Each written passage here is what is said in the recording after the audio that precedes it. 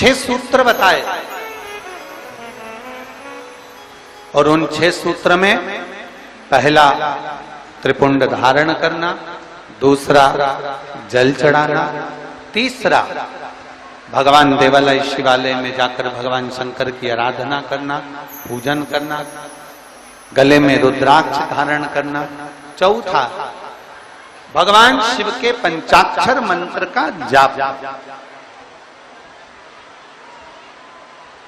भगवान शिव के मूल मंत्र का स्मरण। फिर अगला वर्णन करा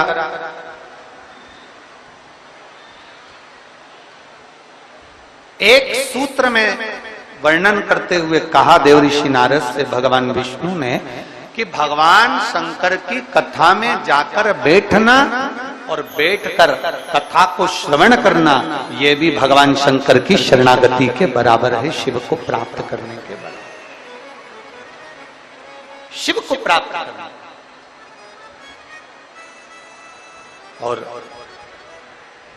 आखिरी का जो सूत्र कहा गया वो सूत्र है कि शिव महापुराण की कथा को सुनने के बाद अपने भीतर, अपने अंदर मनन चिंतन, कथा का मनन चिंतन अपने भीतर।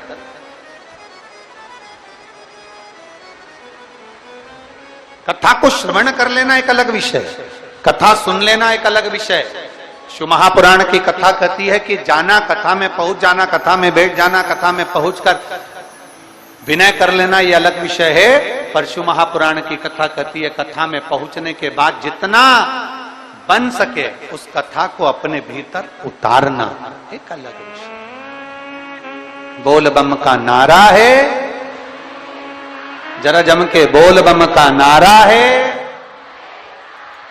उसको अपने भीतर उतार लेना। भगवान शंकर की अविरल भक्ति को अपने भीतर उतार।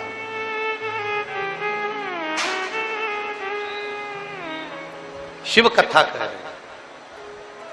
देवजी नारद, ये 6 सूत्र है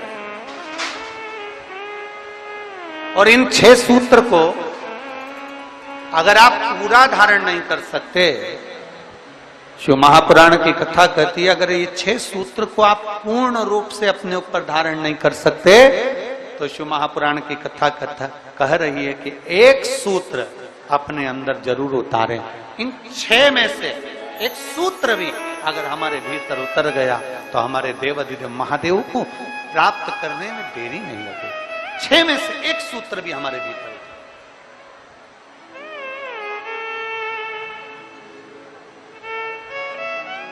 अब ये आपके ऊपर निर्भर करता है, ये आपके ऊपर निर्भर करेगा कि आप कौन सा सूत्र अपने भीतर उतार।